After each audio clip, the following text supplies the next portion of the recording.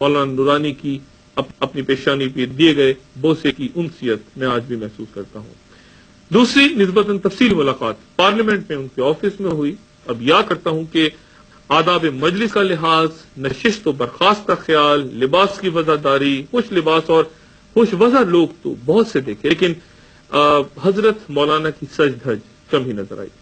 ان کی قرأت بھی ایک بار سننے کا اتفاق ہوا، شروع ہوئے تو جی چاہا کہ بس پڑھتے ہی چلے جائیں، کانوں میں رس گھلتا اور پتھر دل بھی پانی ہو جاتے تھے۔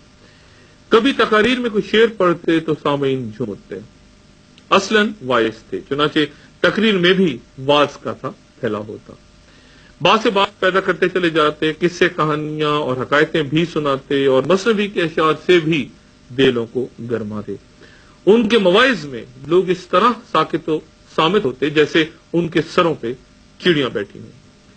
سننا ہے مولانا کے قلب و ذہن پہ آخری دنوں میں شدید دباؤ تھا، اور وہ ملنے والوں سے کہا کرتے تھے کہ میں تھک گیا ہوں۔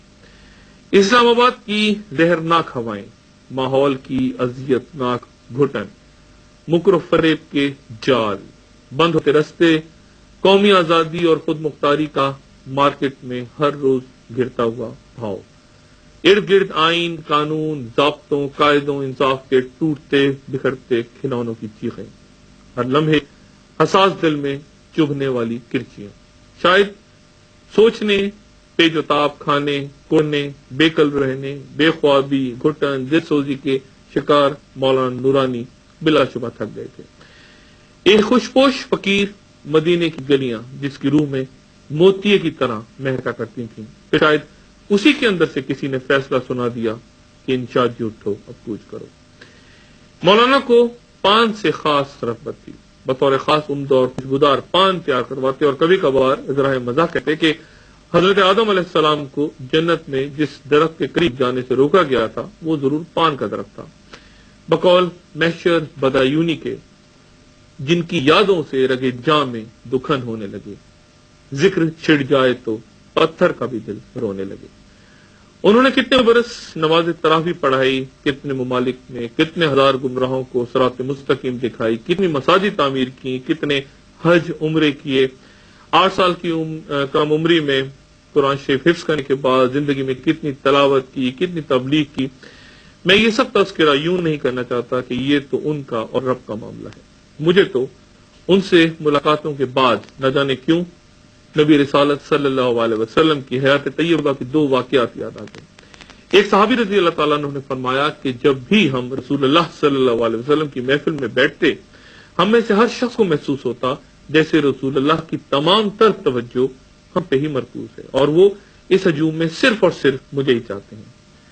دوسرے صحابی رضی اللہ تعالیٰ عنہ نے فرمایا کہ جب جنگ کی شدت بڑھ جاتی، تلوار چلاتے چلاتے ہمارے بازو شل ہو جاتے، دھوپ سوئیاں بن کے ہماری کھال میں اترنے لگتی اور موت کا خوف ہماری روحوں کو چھو کر گزرنے لگتا، تو ہم فوراً نبی اکرم صلی اللہ علیہ وسلم کے سایہ اقدس میں پناہ لے لیتے، ان کے پاس کھڑے ہو جاتے، وہ ہمیں مسکرا کے دیکھتے اور پھر سارے خوف ختم ہو جاتے، ساری تھکن دور ہو جاتی، سارے حوصلے پلٹ کے واپس آ جاتے، ہم نعرہ تکبیر بلند کر کے پھر رزمگاہ میں کود پڑتے۔ میں نے دیکھا کہ علامہ شاہ احمد نورانی سے ملنے والا ہر شخص یہی دعویٰ کرتا کہ وہ صرف مجھے چاہتے ہیں، مجھے صرف مجھ پر ہی توجہ دیتے ہیں۔ ان کے کچھ عقیدت مند تو یہ بھی کہتے کہ جب ہم روزگار کی تلوار چلا چلا کر تھک جاتے ہیں، اختیار کی چکی پیس پیس کے ریزہ ریزہ ہو جاتے ہیں، مکر و فریب کے صحرا میں چل چل کر جاں بلب ہو جاتے ہیں، تو نورانی میاں کے سائے میں آ کر یوں پناہ لے لیتے ہیں کہ سچے عاشقان رسول کے سائے بھی بڑے ٹھنڈے ہوا کرتے ہیں۔ ان سب کو یقین ہے کہ حضرت کی مجلس میں بیٹھنے والا کوئی شخص گمراہ نہیں ہو سکتا تھا، حالات کے سمندر میں ڈوب نہیں سکتا تھا، برائی کے صحرا میں بھٹک نہیں سکتا تھا۔ ایک بڑی مذہبی سیاسی جماعت کا سربراہ، پارلیمنٹ میں کئی بار پہنچنے والا انسان، ساری زندگی کرائے کے فلیٹ میں گزار کر کچھ ہی عرصہ پہلے اپنے نئے گھر میں منتقل ہوا، تو وضاحت کرتا پھرتا کہ ان کے سسر ڈاکٹر فضل الرحمان جو ضیاء الدین مدنی کے فرزند تھے، ان کا انتقال ہوا تو جائیداد کا کچھ حصہ حضرت کی اہلیہ کے حصے میں آ گیا اور یہ مکان وہیں چلا۔ میں نے علامہ کے جنازے میں ہزاروں لاکھوں انسانوں کو ڈھارے مار مار کے روتے دیکھا، تو خود سے سوال کیا کہ یہ سب کیوں روتے ہیں؟ اس شخص میں آخر کیا خوبی تھی؟ کیا یہ سب کچھ اس کے بولنے واز کرنے کو یاد کر کے روتے ہیں؟ کیا وہ ان سب کو ملازمتیں پلاٹ پرمٹ دلا دیا ہے؟ کیا وہ اپنے رفقا کی وزارتوں مشارتوں کے لیے داؤ پیش لڑاتا رہا، یا دن میں حکومت کے خلاف بیان دے کے رات کے اندھیروں میں اپنی فائلوں پہ سائن کروا کے ان لوگوں میں بانٹتا رہا؟ شاہ احمد نورانی کیا ان سب کو تعویذ بنا کے دیا کرتے تھے، ان پہ پھونکے مارتے تھے، دوسری مساجد پہ پتھراؤ کی تلقین یا کفر کے بے حساب فتوے جاری کیا کرتے تھے؟ آج کے دور کا ایک روایتی سیاستدان یا مولوی کیا کرتا ہے؟ اور حضرت بھی تو اسی قبیلے سے تھے۔ پھر یہ ہزاروں کا ازدحام روتا کیوں ہے، اور ایسا کیوں لگتا ہے کہ ان کے ساتھ زمین اور آسمان بھی روتے ہیں؟ میں سوچتا رہا، جواب تراشتا اور تعویل پہ تعویل کھڑی کرتا چلا گیا، لیکن اپنے سوال کے مرتبے کا جواب مجھے نہیں ملا۔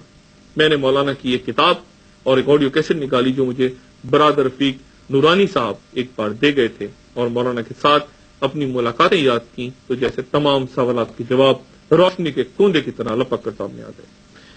علامہ میں کیا خوبی تھی؟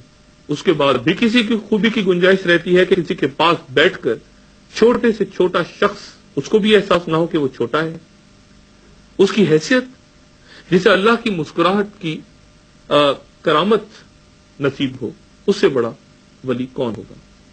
اس کا مقام، جس شخص میں اتنی پذیرائی کے باوجود میں نہ آئی ہو، اس سے بڑا صوفی کون ہوگا؟ رتبہ، جس کے دروازے پہ دنیا پڑی ہو اور اس کی طرف آنکھ اٹھا کر نہ دیکھے، اس سے بڑا پیر کون ہوگا؟ جس شخص میں مروبیت نہ ہو، جس کی حیرت ختم ہو گئی ہو، اس سے بڑا بزرگ کون ہوگا؟ یہ ہزارہ لوگ ایک ولی، ایک پیر، ایک صوفی، ایک بزرگ کو یاد کر کے روتے ہیں۔ یہ کسی مولوی یا سیاستدان کا مجمع نہیں، یہ عطر میں بسی اجلی پوشاک زیب تن کیے، سیاہ امامہ سر پر سجائے، عقیدت سے گردن جھکائے، دست بدستہ در جانا کی طرف قدم اٹھاتے ایک عاشق رسول کا سفر آخرت ہے۔ پیران طریقت اٹھتے جاتے ہیں، روز بروز اقبال کے ان اشعار کی صداقت بڑھتی نظر آتی ہے کہ رمز قرآن اس زمانے کے لیے موضوع نہیں، اور آتا بھی نہیں مجھ کو سخن سازی کا فن، تم باذن اللہ کہہ سکتے تھے وہ رخصت ہوئے، خانقاہوں میں مجاور رہ گئے یا غور کر۔ علامہ نورانی کے جانے کے بعد کراچی کی محفلیں، پورے ملک کی محفلیں سیاسی مذہبی ویران سی لگتی ہیں۔ ویراں ہے میں کدا، غم و ساغر اداس ہیں، تم کیا گئے کہ روٹھ گئے دن بہار کے۔ میں علامہ کے دونوں بیٹوں سے نہیں، ان کے لاکھوں بیٹوں سے، ان کے باپ کے چلے جانے پہ تعزیت کرتا ہوں۔ اللہ تعالیٰ علامہ شاہ احمد نورانی صاحب کی